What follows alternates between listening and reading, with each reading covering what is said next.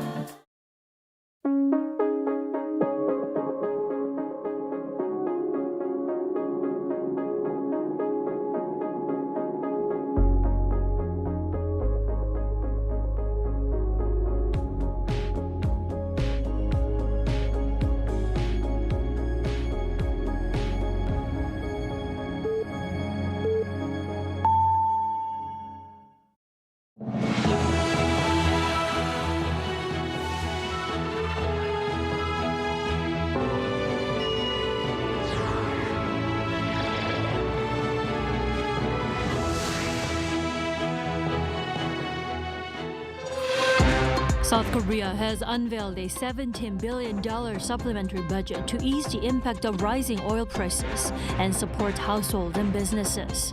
President Lee Jae-myung has also called for bolder measures to address potential energy supply disruptions. The South Korean won slid to a fresh 17-year low on Tuesday amid oil supply concerns, prompting the Bank of Korea to signal possible action if foreign exchange markets show excessive one-sided moves. Iran struck and set ablaze a fully loaded crude oil tanker off of Dubai early Tuesday, escalating tensions after U.S. President Donald Trump warned Washington would target Tehran's energy infrastructure if it fails to reopen the Strait of Hormuz. President Lee Jae-myung has called on his cabinet to adopt a more proactive approach to protect the local economy from the conflict in the Middle East. And during today's cabinet meeting, he also floated the possibility of invoking an emergency economic decree. Our Blue House correspondent Song Yujin has our top story. As the conflict in the Middle East continues, President Lee Jae-myung has called for bolder measures to address potential energy supply disruptions in South Korea. 대외 의존도가 높고 중동 지역으로부터의 에너지 수급 비중이 큰 우리 입장에서는 더더욱 철저한 점검 그리고 치밀한 비상 대책이 요구됩니다. Presiding over a cabinet meeting on Tuesday, Lee even raised the possibility of using an emergency presidential decree if legal or regulatory barriers slow the government's response. 수입 규제 또 심사 절차가 법에 정해져 있어서 도저히 어쩔 수가 없다 이런 상황이 발생하면 그런 것들도 다 모아 가지고 오세요. 우리 헌법에 그런 거 있잖아요. 그 긴급 재정 경제 명령이라고. This emergency order allows the president to take immediate action with the force of law in the event of a serious economic crisis. Any such measure must later receive approval from the National Assembly. It was last invoked in 1993 when the government introduced a real-name financial transaction system. Lee's remarks come as the government looks for alternative supply routes following the closure of the Strait of Hormuz, through which around 2/3 of South Korea's crude oil imports pass. The president also pushed back against claims that the situation in the Middle East could trigger a rise in the price of everyday essentials, particularly garbage bags. The bags are made from polyethylene, which is produced using naphtha refined from crude oil. 생산 원가는 보통 몇 원에 불과한데 그걸 몇십 원, 100원씩, 200원씩 이렇게 받잖아요. 그 이유는 행정 처리 비용을 조달하기 위한 일종의 세금 비슷한 것이어서 조례로 정하고 있잖아요. 이거 마음대로 부족하다고 올려받지도 못하고. He instructed officials to respond firmly to the spread of such misinformation, calling it a, quote, serious crime causing unnecessary confusion at a time of crisis. As part of efforts to cushion the economy from the fallout of the Iran war, the cabinet on Tuesday approved the government's supplementary budget proposal, worth 26.2 trillion Korean won, or roughly $17.1 billion. The proposal now heads to the National Assembly for review and passage. 송유진, Arirang News. So today, the government submitted a supplementary budget request to the National Assembly aimed at cushioning the economic shock from the Middle East crisis. Now, lawmakers have agreed to process the bill by April 10th, but they have sharp differences on the proposal. For more, we turn to our political correspondent, Moon Hae-ryun. Welcome back, Hae-ryun. Good evening, Tammy. So, Hae-ryun, let's start with the basics. What is in this supplementary budget? Tell us. So this is an emergency spending package which is worth around 26.2 trillion Korean won, around $17 billion, approved at a cabinet meeting earlier today and submitted to the National Assembly later in the day. A key feature is direct financial support, with more than $3 billion allocated to provide cash-like payments to roughly 35.8 million people, or to the bottom 70% of income earners. Depending on the income level and region, individuals will receive between $65 and $390 each in what the government describes as compensation for high energy costs. There's also more than $3 billion set aside to ease energy burdens, including support for a fuel price cap system, transportation costs, and expanded energy vouchers, along with measures to stabilize key supply chains such as for naphtha and other critical resources. Beyond immediate relief, the budget includes support for small businesses, young people, and local economies, as well as investment in renewable energy and public transportation incentives. Officials say the package is also aimed at boosting growth, with an estimated 0.2 percentage point increase in GDP. Importantly, the government says the plan will be funded through higher than expected tax revenue, meaning no additional government bond issuances. Now, Hae-ryun, despite agreeing on a timeline, which is April 10th, the opposition and the ruling parties are still clashing. Now, what's dividing them? So the main fault line appears to be at present between speed and scrutiny, because the ruling Democratic Party argues that this is a crisis moment that requires immediate action, framing the budget as what it calls a wartime-level response. This supplementary budget is an emergency lifeline to save vulnerable groups and companies hit directly by high oil prices and exchange rates. Every day of delay means more people will suffer. On the other hand, the main opposition, People Power Party, is warning against rushing the process. They're calling for a more thorough review to prevent what they see as excessive or politically motivated spending, especially ahead of local elections. Still, there are also calls for cooperation. Floor leader Song Eun-seok proposed a bipartisan emergency roundtable, saying he hopes politics can be set aside. I propose an emergency bipartisan government roundtable to review exchange rates, prices, and oil costs. And I hope both sides can set aside political disputes to work together for people's livelihoods. There's also some disagreement over how that support should be delivered. The DP is pushing for broader stimulus measures, including local currency vouchers and direct support payments to boost domestic consumption and help struggling households. They argue that this will revive local economies and provide immediate relief. But the PPP strongly opposes what it calls cash handouts, instead advocating for more targeted support, like fuel tax cuts and assistance focused specifically on energy-vulnerable groups. They're concerned that indiscriminate spending could worsen inflation or fiscal conditions. So even though both sides agree on the need for a budget, how that money is spent remains a major sticking point. I see. Now, Hae-ryun, finally, walk us through what happens next in the National Assembly. So now that the bill has been submitted, the review process will now begin in earnest. President Lee Jae-myung is set to deliver a policy speech on April 2nd, followed by government interpellation sessions on April 3rd, 6th, and 13th. The budget will then go through detailed scrutiny at the National Assembly Special Committee on Budget and Accounts on April 7th and 8th. Lawmakers have agreed to put it to a vote in a plenary session on April 10th, but given the deep divisions over both the scale and the structure of the spending, negotiations are expected to be intense right up to the deadline. Indeed, we'll be closely watching those developments. Hae-ryun, thanks for coming in tonight. Thank you for having me. And amid escalating Middle East tensions, the South Korean won plunged to a 17-year low against the U.S. dollar today.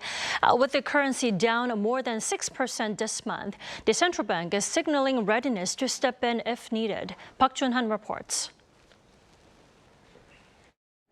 The Korean won has weakened further against the U.S. dollar as fears grow over the economic impact of conflict in the Middle East. The won extended a 5-day spiral during trading on Tuesday, closing the day at its lowest level since the March 2009 global financial crisis. In March alone, the $1 exchange rate went up by 6.83% to close at 1,531. This follows a warning from President Donald Trump that the U.S. could target Iranian power plants and energy facilities if a deal to end the month-long conflict isn't reached. Oil prices have continued to rise, with WTI crude jumping over 3% to above $102 per barrel, the highest closing price since 2022. The weakening of the Korean won is attributed to money flowing into the traditional safe haven dollar during times of heightened uncertainty. If the situation in the Middle East continues and produces a prolonged period of stagflation, it will be difficult for the exchange rate to fall below the 1,501 level. Because Korea has a high dependency on oil coming from the Middle East, the exchange rate is likely to remain in the 1,501 range for the time being, although it should decline over the longer term. Against this backdrop, the Bank of Korea on the same day said it stands ready to take additional action if the foreign exchange market shows excessive one-sided movements. This came after the central bank revealed it had net selling of around $22.47 billion in the foreign exchange market during the fourth quarter of 2025 to stabilize the local currency. The amount is approximately 13 times more than what it spent in the third quarter. The nominee for the Bank of Korea's new governor, Shin Hyun-song, said there were no major concerns over the current level of the Korean currency, emphasizing that dollar liquidity remains ample. Shin is set to take over after the current governor Lee Chang-yong ends his term in April if appointed. These days, many people tend to link the exchange rate to concerns such as dollar liquidity or capital outflows. But although the exchange rate is high, dollar liquidity remains quite ample at the moment. However, the governor nominee did mention that the situation in the Middle East is a key short-term risk factor. He added that rising oil prices are putting upward pressure on inflation while also posing downside risks to the local economy. Park Jun-han, Arirang News. And with the closure of the Strait of Hormuz being prolonged, the government is also looking to help out domestic oil refiners by lending up to 20 million barrels of its crude oil reserves. Kim Do-yeon has more. To prevent potential supply disruption, South Korea has launched a strategic petroleum reserve swap program. Starting Tuesday, the government is lending crude oil from its strategic reserve to the country's 4 major oil refiners.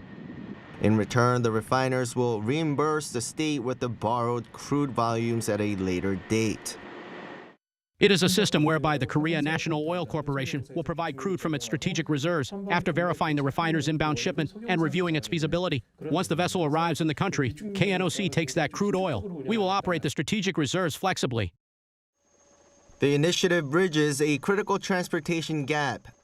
Refiners are securing alternative crude from countries like Brazil and Kazakhstan to bypass the Strait of Hormuz, but those shipments take up to 3 weeks to arrive. The swap program provides immediate access to state reserves already in the country. Following an initial 2 million barrel contract on Tuesday, refiners plan to request a total of 20 million barrels. The industry ministry stated that refiners have already secured at least 20 million barrels of alternative crude. With actual arrivals by June expected to far exceed this mark, domestic supply is projected to remain completely stable through the first half of the year.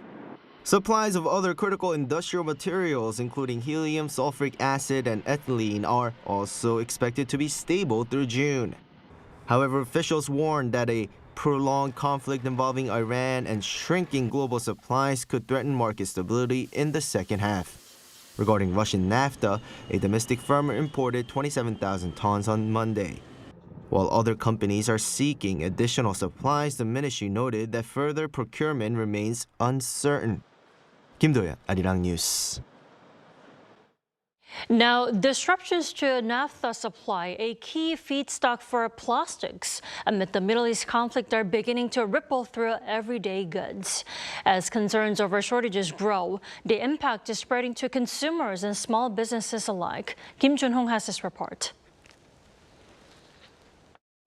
At a large supermarket in Seoul, signs reading "Standard garbage bags sold out" are posted across checkout counters. Surging oil and raw material prices amid the Middle East conflict have raised concerns over the supply of naphtha, driving panic buying. In South Korea, household waste is disposed of officially designated garbage bags. Usually garbage bags are available at the checkout, but today, they're all gone. The sudden sellout is catching many customers by surprise. I didn't bring a shopping bag, and I'm surprised the garbage bags are sold out. They were available just a few days ago, so I was planning to buy some. Though this is not a full shortage but a temporary supply strain driven by demand, consumer anxiety is evident in the data. Sales of designated garbage bags at a major supermarket chain rose nearly 4 times on year over the past week. As of last Friday, around 80 stores had introduced purchase limits per customer. Beyond garbage bags, concerns are mounting over possible shortages of disposable packaging, including containers made from naphtha-based materials. Rising costs are also putting added pressure on the food service industry. We offer takeout, so we rely on packaging containers, but rising prices are making them harder to find. If the conflict continues, supplies could tighten further, so I'm worried. Lee's situation reflects a wider struggle among small business owners. We estimate packaging prices have risen by roughly 20 to 30%. Small business owners are already under strain from weak domestic demand, and their burden is getting heavier. Global naphtha prices climbed to over $141 per barrel as of Monday, nearly doubling in just a month from pre-war levels. South Korea relies on imports for about half of its naphtha demand, with more than 70% sourced from the Middle East. The impact is expected to spread across a wide range of daily use items. Many of the affected everyday goods are produced by small businesses that lack large raw material reserves, causing supplies to run out quickly. Damage to oil and gas facilities in the Middle East will take time to repair, so even if the conflict ends now, the impact is likely to persist for a considerable period. As naphtha is widely used in everyday chemical products, the uncertainty is spreading into unexpected corners of daily life. Kim Junong, Arirang News.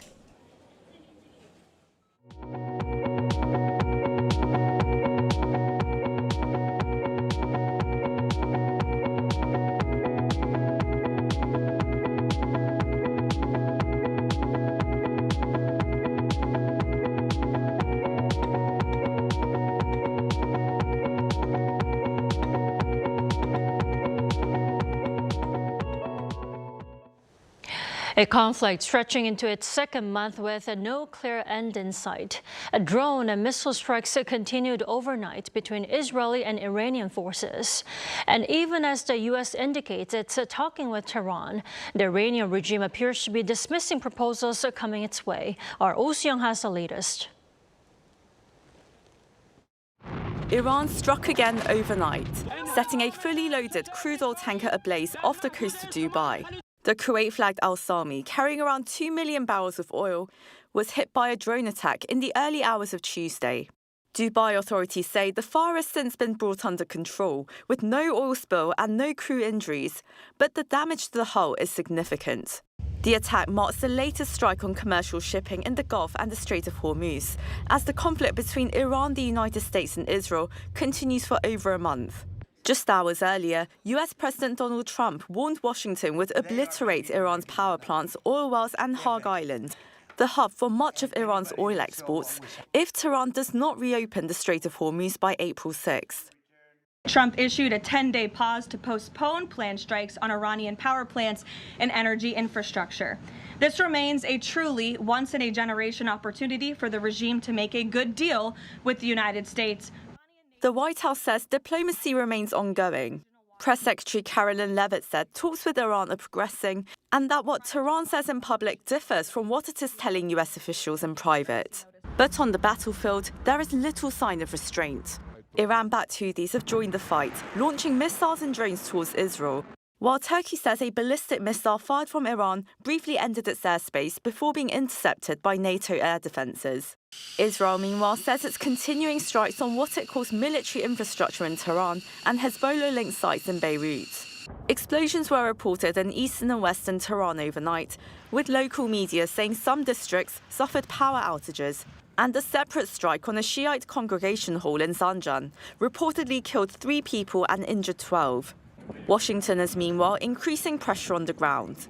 Media reports indicate thousands of troops from the US Army's 82nd Airborne Division began arriving in the Middle East earlier this week, part of a broader reinforcement that could widen Washington's options, including a possible ground assault, even as talks continue. Iran says it received US proposals through intermediaries after talks involving Pakistan, Egypt, Saudi Arabia and Turkey. But Tehran has dismissed those ideas as unrealistic, illogical and excessive. Oh Seong, Arirang News. President Lee Jae-myung discussed the Middle East conflict and its economic impact during talks with a delegation of U.S. lawmakers at the Blue House on Tuesday. According to Blue House spokesperson Kang Yoo-jung, both sides agreed on the need for close communication and cooperation in responding to the crisis. He also called for legislative efforts to help ensure the stable stay of Korean nationals working in the U.S., stressing this is key to the smooth implementation of Seoul's multi-billion-dollar investment pledge in the country. Now, the 6-member delegation is a part of the bipartisan U.S. Congressional Study Group on Korea. The groups also met with former Presidents Moon Jae-in and Yoon Suk-yeol during previous visits to South Korea. And President Lee Jae-myung says he hopes to expand the partnership with Indonesia in defense industry cooperation, noting the two countries' joint development of the KF-21 fighter jet. That is, according to his interview with an Indonesian media outlet ahead of his summit with Indonesian President Prabowo Subianto in Seoul on Wednesday. He expressed hopes to expand bilateral cooperation in the development of naval vessels and air defense systems. He added that Prabowo's state visit will serve as a new milestone for bilateral relations, highlighting the roles of the two countries amid a complex poly-crisis on a global level. Now, the two leaders are expected to discuss a partnership in trade, security, AI, and critical minerals. The National Assembly has passed around 70 bills aimed at stabilizing the economy and people's livelihoods through a bipartisan agreement. Following a plenary session on Tuesday, major bills, including foreign exchange stability bills, which propose amendments to address the weak Korean won amid volatile geopolitical tensions, were passed. Now, this legislation aims to encourage Korean investors to bring overseas funds back into the domestic stock market. Lawmakers also approved a revision to officially designate May 1st, Labor Day, as an official public holiday. Once the amendment is finalized through a cabinet review, the change is to take effect immediately. The National Assembly also passed revisions to introduce a formal victim protection system to the anti-stalking law.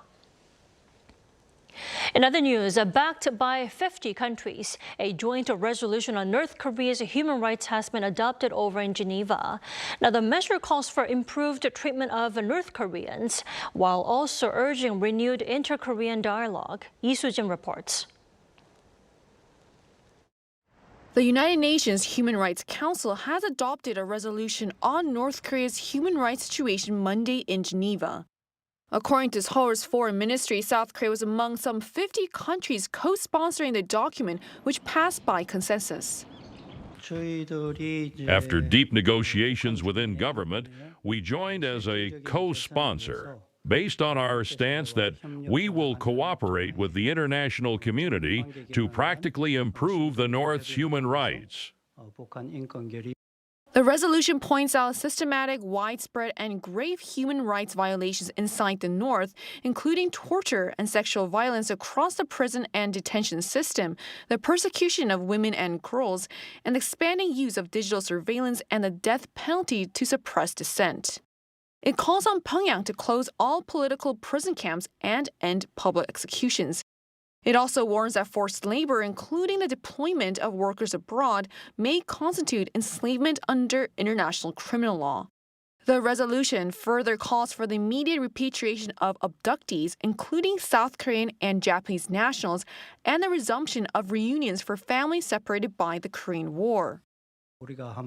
We decided to take part, considering the resolution's inclusion of positive human rights measures by the North, references to humanitarian issues such as abductees and family reunions, and its emphasis on the importance of dialogue, including inter-Korean dialogue and engagement with the international community on human rights issues.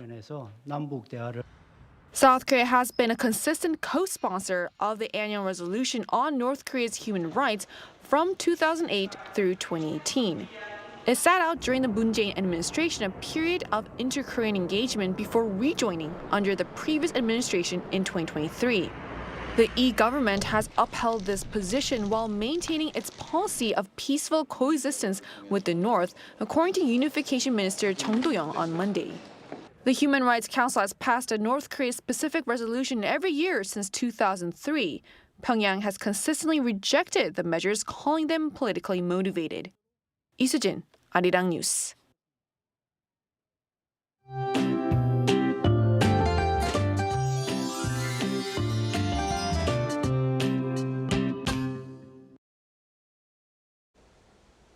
Tomorrow, skies will be partly cloudy nationwide. Rain is expected to begin on Jeju-do Island from late tomorrow morning through the afternoon and spread to other areas. The amount of rainfall will be light overall.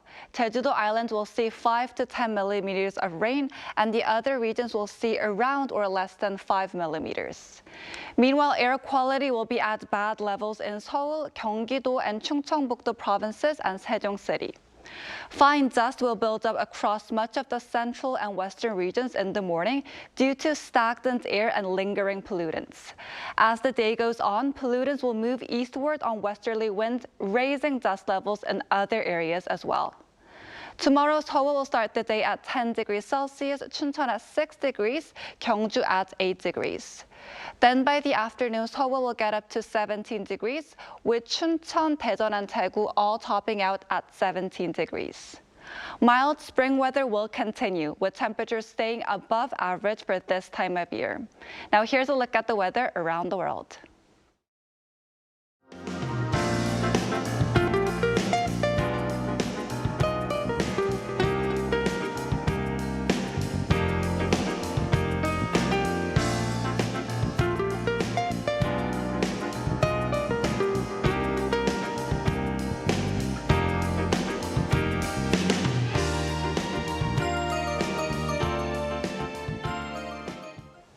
That is all we have for tonight. I'm Kim Da-mi. From all of us here at Arirang, thanks for watching and good night.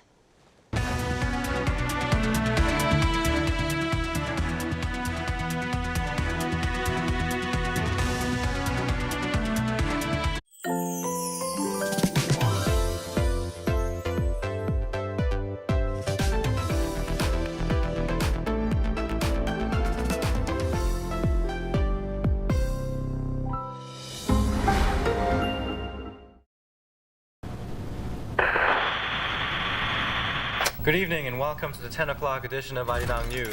Thanks for joining us on this special day, a day in which Arirang TV first goes on the air. Arirang TV is Korea's first.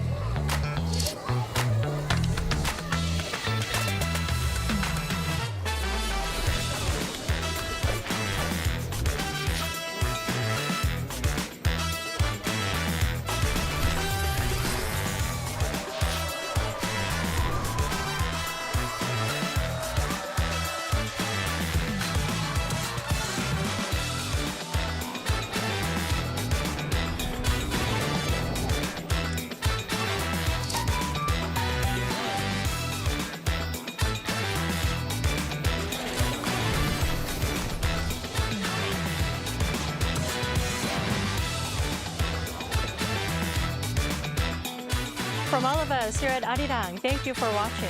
Here's to the next 30 years.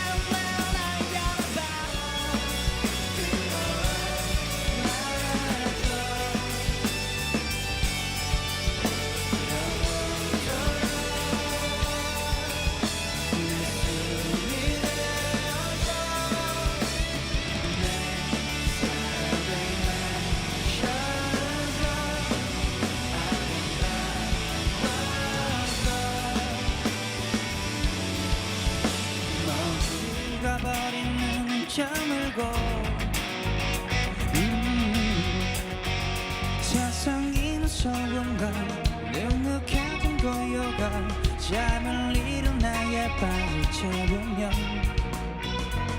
뭉툭해져 섞인 나의 길을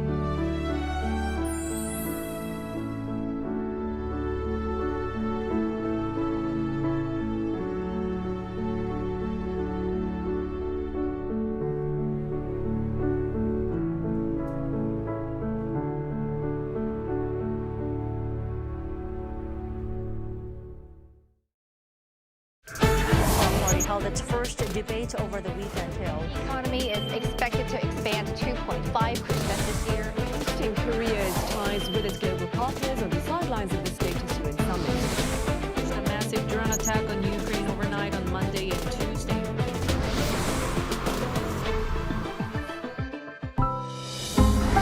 Arirang. Knock knock. The magical door to the world of K-animation is swinging wide open. Meet your instant new BFF, the adorable Catch. Tina Ping will have you hooked from the very first glance. Need a hand? Our Robocar Poli Rescue team is always zooming in to save the day. How about tagging along on Pinkfong and Pal's super exciting quest to reclaim their lost magic? With the mysterious life forms Kabion by your side, you can become a Kabion master and save humanity like a total hero.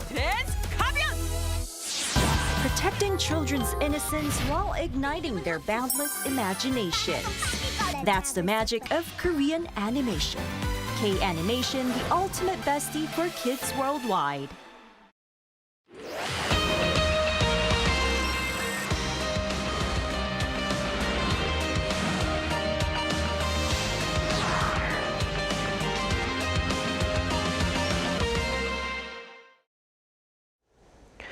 Welcome to Within the Frame, where we bring the most pressing issues across the globe into focus. I'm Kim Mo-gen. North Korea is once again raising concerns about its missile capabilities. Pyongyang has released footage of a newly upgraded solid-fuel engine believed to be designed for intercontinental ballistic missiles. Analysts say the stronger propulsion could support missiles carrying multiple warheads, making them harder to intercept. The timing is also drawing attention, coming as U.S. strategic focus remains on the Middle East. And North Korea has also stepped up activity near the military demarcation line, while exchanges with China appear to be resuming. So with military tensions and diplomatic signals unfolding at the same time, what direction should South Korea's North Korea policy take going forward? For answers to this, we connect to Bruce Klinger, Senior Fellow at the Marine and Mike Mansfield Foundation. Good to see you. Good to see you, too. And also joining us is Brian Myers, professor of Dongso University's Minsa College of Liberal Arts. Welcome to the program. It's great to be with you. So let's start right away. So first, North Korea, like I've said, has unveiled a new solid fuel engine believed to be designed for ICBMs. Dr. Klinger, how significant is this development? Well, any improvement in North Korea's missile or nuclear capabilities certainly cause for concern for the United States, the Republic of Korea, and Japan, because it indicates an increase in the military threat to all three countries. The size and thrust power of this rocket engine indicates that it is for an ICBM. But really, North Korea already has the capability of hitting the entire continental United States with an ICBM. They demonstrated that back in 2017 with 2 launches that could reach all of the U.S. And since then, they've tested yet more ICBMs, improved ICBMs, that improve the capability of being able to target the United States. And some of these have already been seen as large enough to carry multiple warheads, which then complicates the defense of the continental United States. So, of course, very significant threats coming from North Korea, which really aren't getting much attention by the United States government. But when we look at the broader context of this latest development, this announcement comes at a time when U.S. strategic attention is really heavily focused on the situation in the Middle East. So, Professor Myers, do you think North Korea is deliberately sending a message to Washington right now? Well, that's hard to say because North Korea does have a certain pattern of revealing or testing new technology whenever America is preoccupied with another part of the world. I guess the ICBM that Kim Jong-un launched 4 years ago, just a few weeks after Russia's invasion of Ukraine, is a perfect example. But on the other hand, I think this unveiling of the solid fuel engine had likely been planned before America initiated that war on Iran at the end of February. Remember that 5 years ago at the 8th Party Congress in Pyongyang, Kim Jong-un read off a list of the kind of weaponry and technology the country needed to acquire. And solid fuel strategic missiles were, of course, part of that list, meaning that solid fuel engines needed to be developed as well. So I think this engine would have likely been unveiled about now anyway. But really, you can say that every step forward in North Korea's nuclear development is meant to send 2 messages. One, a message to Washington that the armament program is unstoppable no matter how heavily the country is sanctioned. And then also a message to Kim's own people that their economic sacrifices are paying off in the form of greater security and growing stature on the international stage. I guess if timing was a factor, the latter message, the domestic message, may have been intended to reassure the North Korean people that they are safer from American attack than Iran turned out to be. So it looks like it's largely focused on a domestic situation in the regime. Now, if we look at the technical side of the latest development, analysts say the stronger propulsion could allow North Korea to carry multiple warheads on a single missile. Dr. Klinger, if that becomes operational, how much would that complicate missile defense? Well, we already think that North Korea has operational and deployed missiles, ICBMs, that can carry multiple warheads. We've seen that the Hwasong-17, which is liquid fuel, which was paraded and tested several times, already had that capability. And then the Hwasong-19 is similar or even larger, is a solid fuel, which enables it to be launched much quicker than the liquid fuel Hwasong-17. That also is assessed to have multiple warheads. We don't know if that missile is operational yet. And then this new rocket engine is likely for yet another ICBM called the Hwasong-20. So it does complicate U.S. defense of the continental homeland because we only have a limited number of ground-based interceptors based in Alaska and California, about 44. And the U.S. has indicated it would fire multiple interceptors, perhaps up to 3 or 4, against each incoming missile or warhead. We saw at a parade a few years ago that North Korea had paraded 16 ICBMs, 12 of which we thought had 3 or perhaps 4 warheads each. And if you do the math, it shows that already they had the capability just from the ICBMs paraded to perhaps overwhelm the interceptors that were designed to defend the United States. As North Korea continues to build and deploy those existing missiles and yet this new missile in work, it shows that North Korea could probably overwhelm the defense of the homeland, putting at risk American cities from nuclear attack.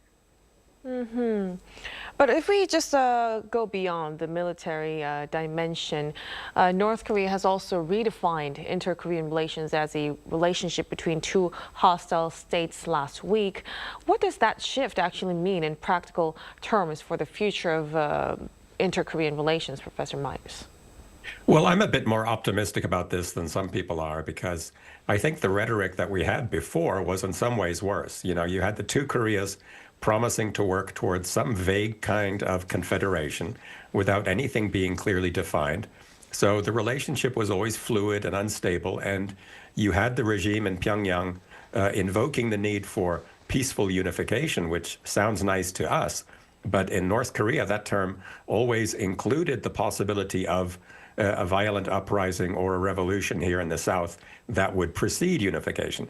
So the tension continued through all that nice unification rhetoric, as we saw from the deadly military clashes that characterized even the Sunshine Policy years. Now, of course, institutionalizing a bad relationship, saying, you don't like us, we don't like you, it's over, that's not necessarily ideal. But even institutionalization brings clarity and stability, I think, if nothing else. What this is going to mean practically is the end of grandiose nationalist dreaming on both sides of the DMZ and the end of big splashy summits like South Korea saw under 3 left-wing presidents. But, you know, I think it may well be a good thing if some realism finally sets in. But let me just express some caution here because we still don't know for sure what propaganda the North Koreans are getting on the ground. In the past, the domestic and external propaganda diverged a lot, and that might be the case here too. So it could fundamentally change the framework of inter-Korean relations. And then we're also seeing developments on the ground. South Korea's military says North Korea has deployed troops near the military demarcation line and resumed border fortification work. Dr. Klinger, what kind of message do you think Pyongyang is sending with these kinds of moves? Well, it really is a resumption of a trend that we've seen since 2023, 2024, and 2025, when North Korea has increased the deployment of landmines and building additional fences. Now, whether it's to prevent further defections by North Korean soldiers into the south or to prevent South Korean invasion of the north, it's really up for interpretation. But, it really is a trend that we've seen the last several years. And North Korea, even in mid-2025, notified Seoul that it would be, increasing this deployment of landmines and fencing and other defensive measures. But it does show, as Brian pointed out, that it's really ending this talk of unification. North Korea formally rescinded its decades-long unification policy. It's defined the relationship between the Koreas as between two hostile nations. So it really has abandoned the concept that even previous North Korean leaders had of unification. So it's indicating that it really has no interest in talking with South Korea. It's firmly slammed the door on dialogue between the Koreas. And then any dialogue with the United States is highly conditional. It requires the U.S. to abandon any concept of denuclearization. Right, so it seems as though North Korea has clearly clarified its intention lately. But at the same time, there are signs of renewed exchanges between North Korea and China, with direct flights between Beijing and Pyongyang resuming for the first time in around 6 years. Professor Myers, how should we interpret the current trajectory of the Pyongyang-Beijing relationship?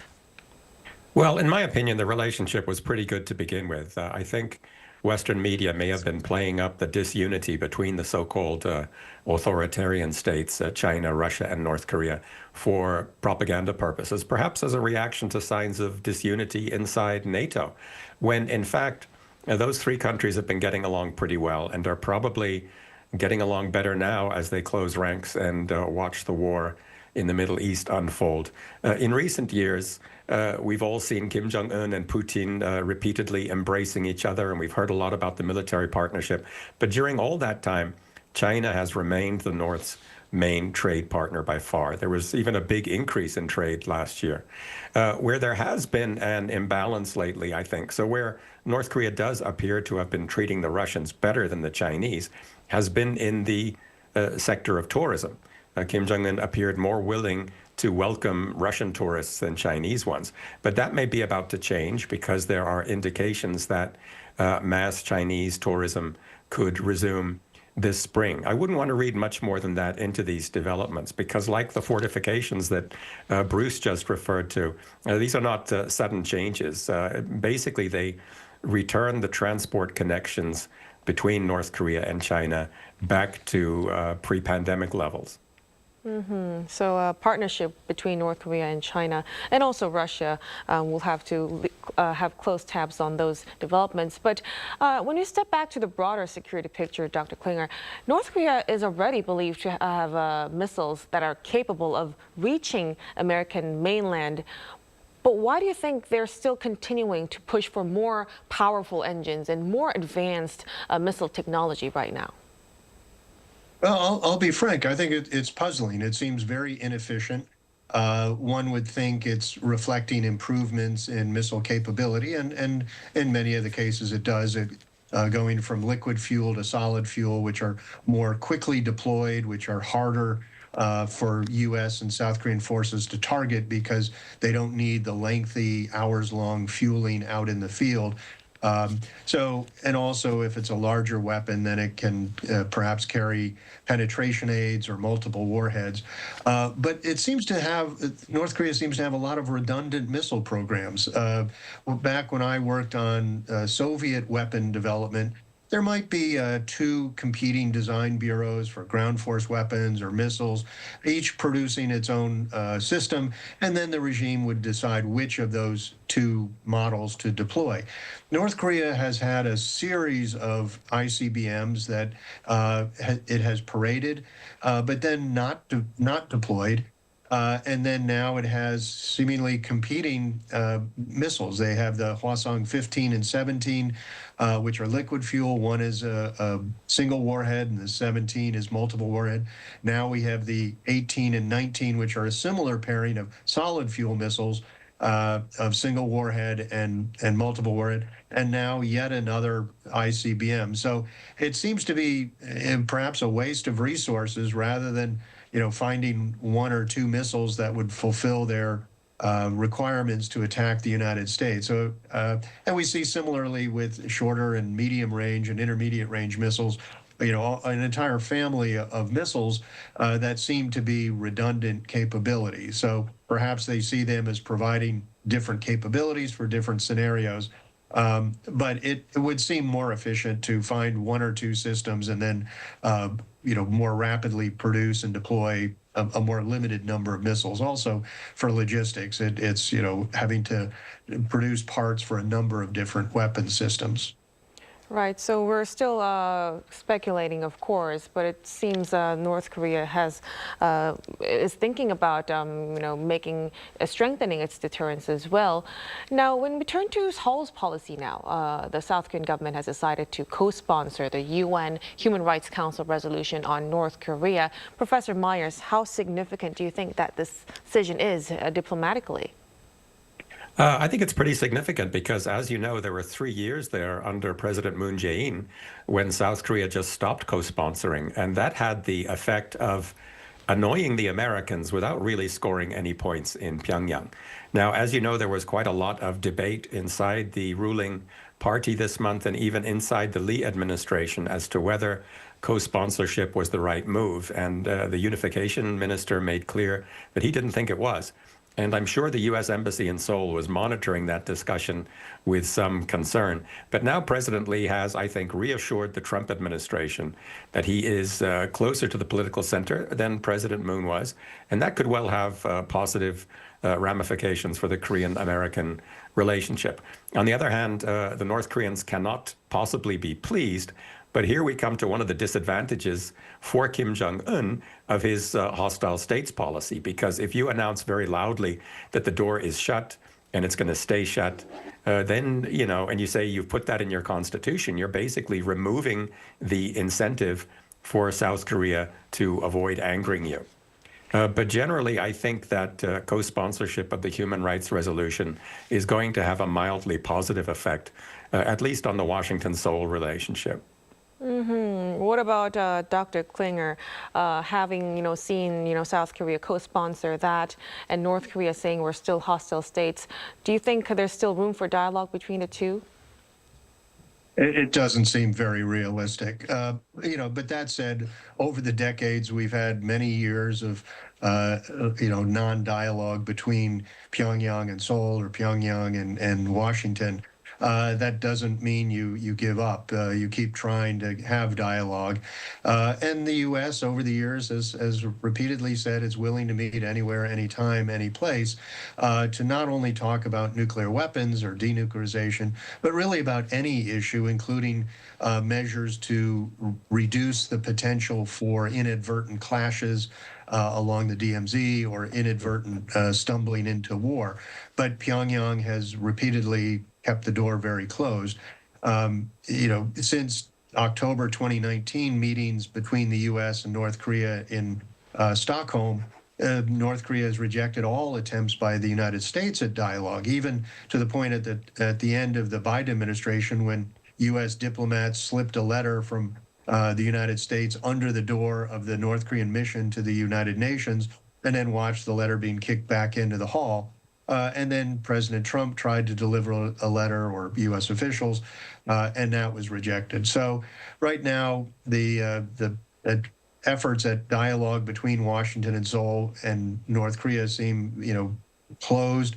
But that doesn't mean we shouldn't continue trying. But where I do disagree with some experts is I don't think we should offer yet more concessions just simply to try to get North Korea in the door. We've made a series of economic and military and political concessions over the years, all for naught. And so we should wait for North Korea to come back to some kind of dialogue before we try to offer yet more concessions. So having said that, the two hostile states and many more developments from North Korea's military capabilities, Professor Myers, what do you think South Korea, what kind of long-term strategy do you think South Korea should now be considering when it comes to inter-Korean policies?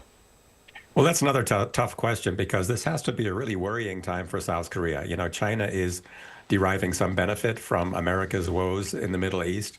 North Korea probably feels emboldened by the strong resistance that the Iranians have put up, and with weaponry that is a lot less sophisticated even than Kim's conventional weapons.